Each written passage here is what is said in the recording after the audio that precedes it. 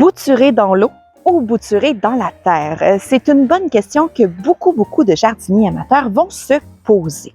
Larry Hudson avait écrit un article très détaillé qui expliquait que c'était mieux de bouturer dans la terre. Ben aujourd'hui, je vais vous démontrer que il avait probablement raison, même si ça n'a pas l'air au début que c'est meilleur de planter directement nos boutures dans la terre. J'ai fait plusieurs boutures. Quand je dis plusieurs, quand c'était possible, je mettais la même plante dans la terre et dans l'eau.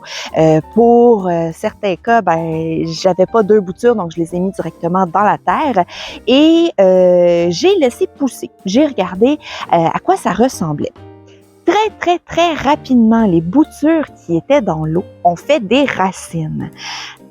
Très rapidement aussi, les boutures qui étaient dans la terre sont devenues un peu moroses, ont eu l'air à ne pas trop apprécier de se faire mettre dans un terreau sans aucune racine. Après quelques temps, les boutures qui étaient dans la terre ont eu meilleure mine, les feuilles se sont gorgées d'eau à nouveau quand la plante a commencé à se faire des racines.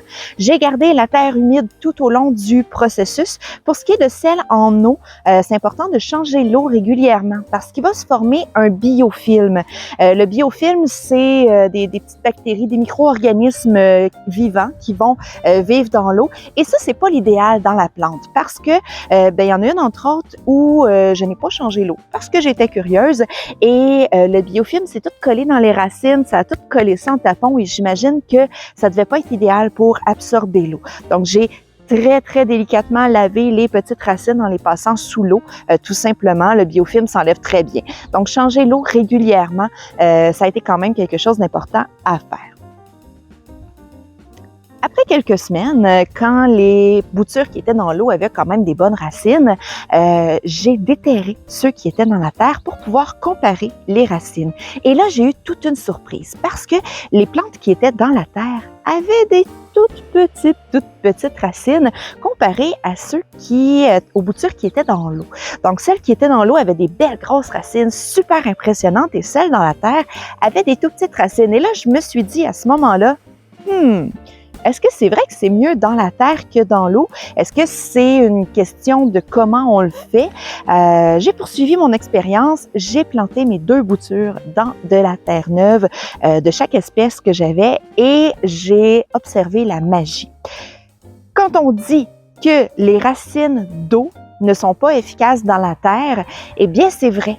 Parce que mes plantes qui avaient poussé dans l'eau, que les racines avaient poussé dans l'eau, une fois dans la terre, se sont mis à se dessécher, un peu comme les boutures qui avaient été directement dans la terre.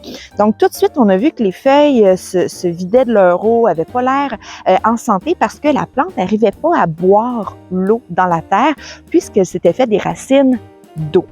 Au contraire, par contre, celles qui avaient poussé dans la terre avec des tout petites racines, eux, ils ont continué d'aller très bien.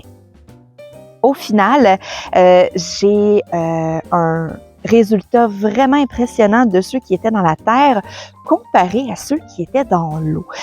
Toutes les petites plantules qui étaient dans l'eau à la base, elles vont pas très bien aujourd'hui. Elles vont pas bien parce qu'on voit que pour la deuxième fois, en l'espace de 1 ou 2 mois, je leur demande de fabriquer des nouvelles racines à partir de pratiquement rien qu'elles sont capables d'absorber dans leur milieu. Donc vraiment, définitivement, c'est là les scientifiques, vous allez me dire, ça prendrait plusieurs réplicas, il faudrait faire plusieurs fois la même plante, mais en général, la conclusion que j'ai pu tirer de cette expérience-là, c'est que les plantes qu'on va faire pousser dans la terre, même si elles sont un petit peu plus moches au début, finissent par avoir un résultat qui est beaucoup plus intéressant sur le moyen terme, disons, et le long terme que celles qu'on a essayé de bouturer dans l'eau. Je suis curieuse, partagez-nous dans les commentaires si vous aussi vous avez vécu des expériences avec les boutures. Est-ce que vous utilisez des aides pour l'enracinement, des produits vendus en pépinière? Est-ce que vous préférez les plantes en cèdre? Ça se peut, hein? Peut-être que c'est votre cas. À ce moment-là, le bouturage serait complètement différent. Donc, partagez-nous dans les commentaires vos hauts et vos bas de vos bouturages. Et moi, d'ici là, je vous souhaite bonne chance avec vos boutures.